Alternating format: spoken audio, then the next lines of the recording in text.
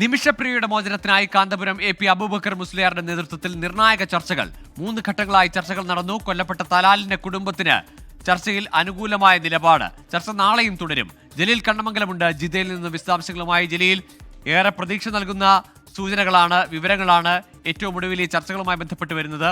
നാളെയും ചർച്ച തുടരുമെന്ന് മനസ്സിലാക്കുന്നു. ആരൊക്കെയാണ് ഈ ചർച്ചയിൽ പങ്കെടുക്കുന്നത്? തലാലിന്റെ കുടുംബത്തിന്റെ പ്രതികരണം എങ്ങനെ? ഗോകുൽ, നിമിഷപ്രിയ വിഷയത്തിൽ കാന്തപുരം AP അബൂബക്കർ മുസ്ലിയാർ നടത്തുന്ന ഇടപെടൽ പ്രതീക്ഷ നൽകുന്നു എന്ന സൂചനയാണ് ഇപ്പോൾ ലഭിക്കുന്നത്. പ്രമുഖ സൂഫി വര്യൻ യമനിലെ ഷെയ്ഖ് ഹബീബ് ഉമർ ബിൻ ഹഫീദ് വഴിയാണ് ഈ ചർച്ചകൾ നടക്കുന്നത്. ചർച്ച ഇന്ന് രാത്രി വൈകിയും തുടർന്നു. 3 ഘട്ടങ്ങളായി ചർച്ച നടന്നതായാണ് വിവരം. ചർച്ച ആശാവഹമാണെന്നും നാളെ ഏറെ സന്തോഷകരമായ ഒരു തീരുമാനം പ്രതീക്ഷിക്കാം എന്നുമാണ് ഷെയ്ഖ് ഉമർ ബിൻ ഹഫീദിന്റെ പ്രതിനിധികൾ കാന്തപുരത്തെ അറിയിച്ചിരിക്കുന്നത്.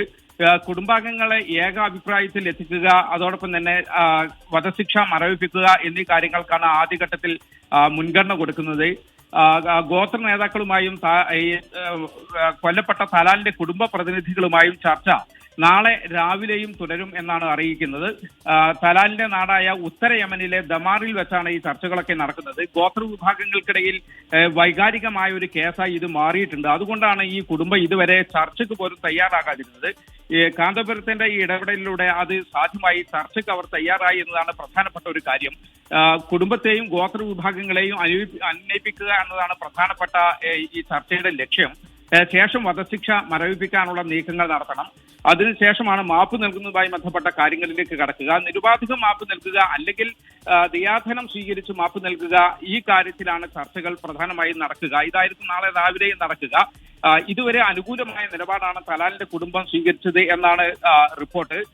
ഷെയ്ഖ് ഹബീബും ഈ ഉമർ ബിൻ ഹഫീദിന്റെ പ്രതിനിധി ആയിക്കൊണ്ട് സുപ്രീം കോടതി ജഡ്ജിയും ഈ ചർച്ചയിൽ പങ്കെടുക്കുന്നുണ്ട് എന്നാണ് വിവരം. ഗോകുൽ, ശരി.